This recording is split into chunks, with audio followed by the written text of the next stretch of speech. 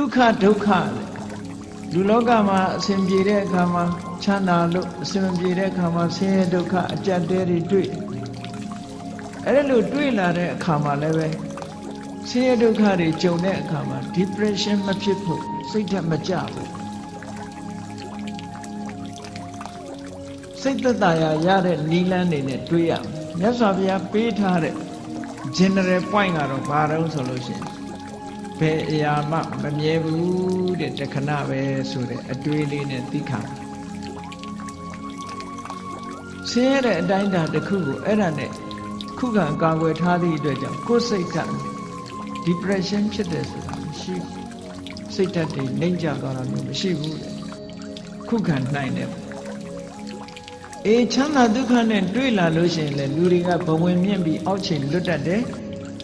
Erelu Mapia on Neve Konaga, a Chanare Sodale, Tawara Mobu, the Kanamia, the Piedelu. Magane, a duelli in a dweeby de Kama. Goya Sita, ye, Mashi on Jankai on Joda, Dawo Biora, Gonsu Logaran, Janja Khan. Owago Lala Baba, Tis Hochin, Hori Logaran, Kanai, Shibu Josa, and Nabati, no? Logaran Kanai on Josa. Repoku website Logaran Sora Shira Jive. Sierra Poku Malashi, Chana Repoku Malashi, Penanganda website, Balu New website, Baba da Kugwe, Dariata Nide, Babilu, Loka Tama, Loka is the Bawa Lupio, no? Kere Chimane Sora, Chimane Lua, Chimane Kere Lua Kere. I don't teach a lady. The Karanga American Tamada, Ayan Tamada Ira Tuare Kajaro, the Renza say a Delga Panane to the Mona. Pave Gypsy the Kugu a Soga Asura Langan Gonson, the Madapin, and Soga Kara, Lucia. Say that ye and Madon Lobo, take ye cheated. Kule Ko Dina, Dule do Dina. Logaman needed Boku Dine. Say that Jankai Bo, Josiah. Eddie say that Jankai Nesura, do Jankai Lama Mogu and Josa Bolua. Babilo Rosary, Kanagoyi Jankai on Bari Loja, Luri. Nansao Jare, Jamai, Legendary, Hotam. Jamai, Legendary, physical exercise, Lojare, Agasa the Mare, so Mamon and Mapana. Agasa Legend Muri. So the local Lugari may need a local may need a paros and mental exercise. Sego Jankai on Chosa Mujaro, Apio Nija. Erelu Apio Nija di Dweja. The local loan, the Cavaloma Shijare, Dudariha, Rogaran, Jonai Lucy, Yaya and Katwa. Sita Jankai Mu Dwega level, physical exercise local, mental exercise local at the Era, they are chinless on Arabio. They are chinless on Arab. Physical exercise local solution, Duria, Lantra shower, Jamai, Legion, a big legion, and Kanago Jankai on loaded. David Sita Jankai on Baloa. They are tiny. Sita legion, and you there say. Tinye on Josare, go Emma, go near and Mangane, a twiggy. So as Nova said in Yanni, Tweta said in Yanni. Don't do Kim and Mira, they Tweta Muri, Yanni, Lucy. Really? Do so that the nature of prayer on my way. McQuaig and do body normally. The Joe Adam Yogo since I am, since I am. Sita Jankai on Anaria, Legend Bear. So as Lupio needed a USC the Bogorega. Since I am about Sarada Momi Sara Anadito Mama Ujin the Washi, Ude the Bawa Mama Shinide, Ujendiago, Mamalon Nebu. Diha Sita Jankai on Legend Mood Coupe. The Joe Erari doing Sipiasia Gido Tene, Mobu. Say yes, I do it. The Bawa a mango tea on Joda. Say that's what the Bawa a mango tea ma. D10. ရင့်ကျက်လာဗျာတိဓမ္မောမိဗျာရေနာတိတောအေးငါခန္ဓာကိုယ်ကြီးဟာနာရတဲ့သဘောရှိတယ်နာခြင်းတရားကိုငါမလွန်မြောက်နိုင်လေဘူးတွေးပါဆင်ញင်စဉ်းစားပေးပါလေ့ကျင့်ပေးပါစိတ်ကိုဒါနဲ့လေ့ကျင့်အာယုန်နဲ့စိတ်ကိုလေ့ကျင့်ကောင်းတဲ့အာယုန်နဲ့စိတ်ကိုလေ့ကျင့်တာခေါ်တယ်မရဏဓမ္မောမိမရဏနာတိတောလူတိုင်းဟာသိခြင်းသဘောရှိတယ်ငါလည်းပဲသိခြင်းသဘောရှိတယ်သိခြင်းတရားကိုငါမလွန်မြောက်နိုင်ဘူးလေ့ကျင့်ပေးပါလေ့ကျင့်ပေးသည့်အတွက်ကြောင့်ဟောတန်ရောစဉ်တွေရောပါလာအတွက်အတားတွေရောပါလာလူတွေကထင်တယ်အတွက်အတားရောပါသွားလို့ရှိရင်တူနဲ့တူကွဲသွားလိမ့်မယ်လို့ထင်မဟုတ်ဘူးတန်ရောစဉ်နဲ့တွေ့တာဟာမေတ္တာနဲ့တွေ့တာနဲ့မတူဘူးတူနဲ့တူမေတ္တာနဲ့ကုညီဆောင်းလျှောက်တာကမှပိုးခိုင်တာတန်ရောစဉ်ကမခိုင်ဘူးတန်ရောစဉ်ဆိုတာကိုယ်အလိုချလေးဖြစ်နေတုန်းနဲ့တန်ရောစဉ်ကိုယ်စိတ်တိုင်းမကြတော့ဘူးဆိုတာနဲ့တပြိုင်နက်တန်ရောစဉ်မရှိတော့တဏှာရဲ့သဘောကကိုယ်ကောင်းစားဖို့ပဲရှိတယ်ဆိုပါစို့သားသမီးတွေကိုမိဘတွေကချစ်တယ်နဲ့ပြောကြတယ်သားသမီးချစ်တာလားကိုယ့်ကိုယ်ကိုချစ်တာလားသေချာဆန်းစစ်ကြည့်အများကတော့ဖြေလိုက်မယ်သားချစ်တယ်သမီးချစ်တယ်ပေါ့ဒါဖြင့်အဲ့ဒီသားသမီးကိုဘာကြောင့်ချစ်နေတာတုံးလို့မေးလိုက်လို့ရှိရင်ဒီသားသမီးလေးကိုကြည့်ပြီးတော့ကိုယ်စိတ်ထဲမှာစိတ်ချမ်းသာတယ်အာကိုးနေတယ်ယုံကြည်နေတယ်ငါတကြီးရင်ငါသားလေးကငါဆောင်းရှောက်မှာပဲငါသမီးကငါဆောင်းရှောက်မှာပဲနဲ့ဟောအာကိုးမှုတွေတွေ့တာမှုတွေအဲ့ဒီလိုမျောလင်းချက်ကလေးတွေနဲ့ဖြစ်နေအဲ့ဒီသားသမီးကကိုယ့်ကိုဒုက္ခပေးလာပြီဆိုရင်မိဘတွေမလုပ်ကြတော့အိမ်ကနေနှင်ချပြီးအမွေပြကြော်ညာကြတယ်မဟုတ်လားအဲ့ဒါဖြင့်အဲ့ဒီသားသမီးကိုချစ်တယ်ဆိုဘာကိုချစ်တာတော့လို့မေးလို့ရှိရင်ကိုယ့်ရဲ့ပျော်ရွှင်မှုကိုဖျက်ဆီးလာပြီးကိုယ့်ရဲ့ဘဝကိုထိခိုက်လာပြီးဆိုလို့ရှိရင်အဲ့သားသမီးချစ်တော့အဲ့ဒါကိုကြည့်မယ်ဆိုရင်မိဘတွေကတကယ်ချစ်တယ်ဘာကိုချစ်တာတော့ကိုယ့်ဘဝကိုချစ်တယ်လေ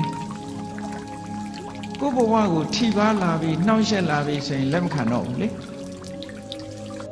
ချစ်လာပါတယ်ဆိုတော့ဇနီးမောင်နှံတွေ divorce လုပ်ကြတယ်၊ကွာရှင်းကြတယ်။ဘာဖြစ်လို့ပြောကြတဲ့အခါမှာစိတ်သဘောထားချင်းမတိုက်ဆိုင်လို့ဆိုလိုတာကသူ့စီကကိုပျော်ရွှင်မှုမရဘူးကိုယ့်စီကသူပျော်ရွှင်မှုမရဘူးကိုယ့်ရဲ့ပျော်ရွှင်မှုတွေဆုံးရှုံးကြတယ်အဲ့ဒီဆုံးရှုံးတာကိုမကြိုက်တာပဲမှန်ပါတကယ်အနိတ္တရာကိုလိုက်ရှာကြည့်လို့ရှိရင်မြတ်စွာဘုရားကဒါကြောင့်မို့ဟောတာအတ္တသမံပေမနတ္ထိကိုယ့်ကိုယ်ချစ်တာလောက်တခြားကိုယ့်ကိုယ်အချစ်နဲ့တူတဲ့အချစ်ဆိုမရှိဘူးလို့ဒီလိုပြောတယ်ဒါတကယ်ကိုအစစ်မှန်ဟောဒါကြောင့်မို့လို့မေတ္တာဆိုတာကတော့အဲ့ဒါမျိုးမဟုတ်ဘူးတဏှာကရယူလို့တယ်ခံစားလို့တယ်ဒါတဏှာချစ်မေတ္တာချစ်ဆိုတာကအဲ့ဒါမျိုးမဟုတ်ဘူးသူများအတွက်ပေးဆက်ခြင်းမေတ္တာချစ်သူများအတွက်ပေးဆက်တယ်တဏှာကကိုယ့်အတွက်မေတ္တာကသူ့အတွက်လှုပ်တာကပို့ပြီးတော့ခိုင်မြဲတယ်ဘာဖြစ်လို့လဲဆိုစဉ်းစားရတယ်သူ့အတွက်စဉ်းစားတာကိုယ့်အတွက်မစဉ်းစားဘူးကိုယ်တစ်ဖက်ကလည်းမေတ္တာနဲ့ဆိုရင်သူ့အတွက်စဉ်းစားတယ်ကိုယ့်အတွက်မစဉ်းစားဘူးအဲ့ဒီတော့သူ့အတွက်ဆင်ပြေးနေလို့ရှိရင်ဟောမကွဲမကွာဖြစ်တာပေါ့ဟိုလူကလည်းငါအတွက်စဉ်းစားတယ်ဟိုလူကလည်းငါအတွက်စဉ်းစားတယ်နှစ်ဦးကိုယ့်အတွက်ကြီးပဲစဉ်းစားတယ်လိုဘဖြစ်နေတဲ့အချိန်မှာတော့ကိုယ့်အတွက်ဖြစ်နေရင်ရှင်းတတ်တယ်ကိုယ့်အတွက်မဖြစ်တာတဲ့တပြိုင်တည်းခွဲကြရောအဲ့တော့မေတ္တာချစ်နဲ့တဏှာချစ်တခြားနည်းနဲ့ပြောမယ်ဆိုလို့ရှိရင်မေတ္တာချစ်ကအေးမြပြီးတော့တဏှာချစ်ကပူလောင်နေတဏှာရဲ့နောက်ွယ်မှာဘာတွေလာတော့ဆိုတောကဆိုတာရောက်တာဆိုရင်ဓာတွေပူဆွေးတာတွေဒါတွေဖြစ်လာမေတ္တာရဲ့နောက်ွယ်မှာဒါတွေလုံးဝမရှိဘူးအေးချမ်းတယ်တည်ငြိမ်တယ်ဆိုတာတွေဖြစ်တယ်ဒါကြောင့်မို့မေတ္တာနှလုံးသားနဲ့ချစ်နိုင်အောင်ကြိုးစားအဲ့ဒါပို့ပြီးတော့ခိုင်မြဲတယ်စိတ်ဓာတ်ကြံ့ခိုင်မှုနဲ့ပတ်သက်ပြီးတော့ဒါအောင်မြတ်စွာဘုရားလောကရန်နဲ့ကျုံလာပြီဆိုလို့ရှိရင်ကြံ့ကြံ့ခံနိုင်အောင်လေ့ကျင့်ရစိတ်ဓာတ်ကိုလေ့ကျင့်ပေးရမယ် လေ့ကျင့်တယ်ဆိုတဲ့နေရာမှာဘာနဲ့လေ့ကျင့်သမထကျင့်စဉ်တစ်ခုကိုကျင့်တာလဲဒါလေ့ကျင့်တာပဲဝိပဿနာကျင့်စဉ်တစ်ခုကိုကျင့်တာလဲလေ့ကျင့်တာပဲအဓိကကတော့ wise attention လို့ဆိုတယ်မှန်မှန်ကန်ကန်စဉ်းစားတတ်မှုပါယောနိသောမနတိကာရလို့ခေါ်တယ်မှန်မှန်ကန်ကန်စဉ်းစားတယ်ဆိုတာဘာတော့ဆိုအဆိုးဘက်ကမကြည့်ဘူးကောင်းဘက်ကကြည့်အကုသိုလ်ဖြစ်အောင်မကြည့်ဘူးကုသိုလ်ဖြစ်အောင်ကြည့်ကောင်းဘက်ကတွေးအရာရာမှာအကုန်လုံးအကောင်းဘက်ကတွေးရမှလားလို့ဆိုတော့ဒီလိုတော့မဟုတ်ပါဘူးမှန်ကန်တဲ့ဘက်ကအကောင်းဘက်ကစဉ်းစားနိုင်တတ်ရအဆိုးဘက်ကကြီးကြည့်လို့ရှိရင်အဆိုးဆိုတာအပြစ်ကိုကြည့်တဲ့အခါမှာအရာရာမှာအမှန်ကိုကြည့်ဖို့လိုအပ်တယ်ပေါ့ဆိုပါတော့လူတယောက်ပေါ်မှာကိုယ်ကဒေါသဖြစ်တယ်ဒေါသဖြစ်တယ်ဆိုတာ तू ဘာအတွေးနဲ့ तू ဒေါသဖြစ်တယ်လဲလို့ဆိုရင်ဟေးဒီကောင်ကငါ့ကိုစော်ကားတယ်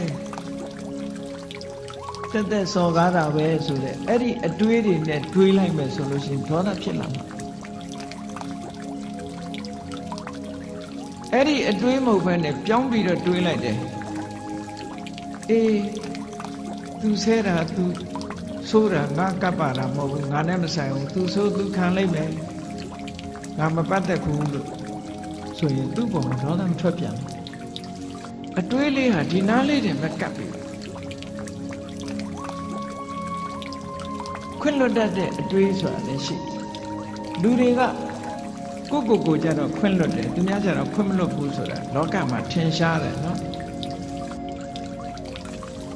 ကိုကြောင့်ဖြစ်လို့ရှိရင်မတော်တဆလို့ပြောတယ်သူများကြောင့်ဖြစ်လို့ရှိရင်နမောနမဲ့လို့ပြောတယ်တကယ်ကိုအဲ့ဒါလို့ပြောသူများကြောင့်တစုံတစ်ခုဖြစ်သွားရင်ဟာဒီလူကနမောနမဲ့နေလို့ဖြစ်ကိုကြောင့်ဖြစ်ရင်တော့မတော်တဆသူများကြောင့်လည်းမတော်တဆလို့တွေးလိုက်ရင်ဒေါသမဖြစ်တော့ဘူးအဲ့ဒါအော်မတော်တဆဖြစ်ရှာတာပဲနော်ဒါစိတ်ဓာတ်ရဲ့အကြံခံမှုတွေပဲကိုယ်ကိုလေ့ကျင့်ပေးရမှာအောင်ပြောသူများပေါ်မှာအပြစ်နေမြင်နေသေးတဲ့များကာလပတ်လို့မေတ္တာဆိုတာသက်ဝင်နိုင်ဖို့မဖြစ်ဘူးဘယ်ရာပဲဖြစ်ဖြစ်အစဉ်ပြေအောင်စဉ်းစားတတ်ဖို့လိုတယ်ပေါ့အကောင်းဘက်ကကြည်တာတွေဟာစိတ်ဆင်းရဲမှုကိုကာကွယ်ပေးနိုင်တာလို့သိကြတယ်ပုံမြင်လေးတစ်ခုရှိတယ်မြေထားမောင်းတဲ့မြေထားမောင်းသမားတယောက် engine driver မြေထား driver တယောက်ဘယ်တော့ဖြစ်ဖြစ်သူကအကောင်းဘက်ကကြီးပဲပြောတယ်အဆိုးဘက်ကဘယ်တော့မှကြည့်ဘူးကောင်းဘက်ကကြီးပဲပြောလို့ရှိတယ်ဒီနေ့ကျတော့ဘာဖြစ်တုံးမတော်တဆသူ accident ဖြစ်ဆေးရုံတင်လိုက်ရဆေးရုံတင်လိုက်ရတော့ခြေထောက်တစ်ဖက်ဟာမြေထားကျိတ်ပြီးတော့အမတန်အခြေအနေဆိုတော့ခြေထောက်တစ်ဖက်ဖြတ်ရမယ်ကိန်းရောက်သွားအဲ့ဒီမှာသူ့မိတ်ဆွေတွေကသတင်းသွားမေးတယ်မေးရင်သူ့ကိုပြောတာမင်းဘယ်တော့မှဆိုအကောင်းဘက်ကကြီးပဲပြောတယ်အကောင်းကြီးပဲမြင်တယ်မင်းဒီတစ်ခါမင်းကိုမင်းဖြစ်တဲ့အခါအကောင်းမြင်နိုင်အောင်မလားပေါ့အကောင်းမြင်နိုင်အောင်မလားမင်းကိုယ်တိုင်ခြေထောက်တစ်ဖက်ဖြတ်ရတော့မင်းဘယ်လိုလုပ်အကောင်းမြင်မလို့ဆိုအဲ့ဒီလူကပြုံးပြီးတော့ဘာပြောတော့ဆိုလို့ရှိရင်တကယ်ချင်းတို့တဲ့ငါဒီကနေ့ကစပြီးတော့ခြေထောက်ဒီဖနက်ဟာတစ်ဖက်ဖိုးသက်သာသွားပြီငါဖနက်ဟာနှစ်ခုမဝယ်ရတော့တစ်ခုပဲဝယ်ရတော့အကောင်းဘက်ကနေကြည့်ပြောတယ်နော်ဖနက်တရံထဲမှာတစ်ဖက်စာပဲငါဝယ်ရတော့မယ်ဆိုတစ်ဖက်ဖိုးငါသက်သာသွားပြီလို့ပြောတယ်ခြေတော့ဖြတ်ရလို့ဖြစ်ရလေခြင်းဆိုတဲ့အတွေးကိုမတွေးဘူးအေးဖနက်တစ်ဖက်ဖိုးသက်သာသွားပြီအကောင်းဘက်ကမြင်တာတချို့နေရာမှာ wise attention ဆိုတာအဲ့ဒါမျိုးကိုပြောတာတစုံတစ်ခုဖြစ်လာလို့ရှိရင်စိတ်ဆင်းရဲနေမဲ့အစားအကောင်းဘက်ကလှည့်တွေးပြီးတော့လှုပ်တင်လှုပ်ထိုက်တာလှုပ်အောင်ဒါပြောတာနော်လှုပ်တင်လှုပ်ထိုက်တာစိတ်ပူပန်တာနဲ့လှုပ်တင်လှုပ်ထိုက်တာဆိုတာနဲ့တခြားစီတချို့ကမကောင်းတာဖြစ်ပြီဆိုလို့ရှိရင်စိတ်ထဲကပူပန်ပြီးတော့ဘာလို့မှမသိညာလို့မှမသိစိတ်တွေဆင်းရဲပြီးတော့အဲ့ဒါလိုနေတယ်အဲ့ဒါလိုမဟုတ်ဒါအဖြေမဟုတ်ဘူးအ အဖြစ်မဟုတ်စိတ်ပူပန်နေမဲ့အစားပူပန်မှုကိုလျှော့ချပြီးတော့ဘာလို့သင့်တယ်ဆိုတာကိုစဉ်းစားဖို့ပဲလိုအပ်တယ်ဟုတ်လားစိတ်ရဲ့စွမ်းရည်တွေကိုဒီလိုလေ့ကျင့်ပြရ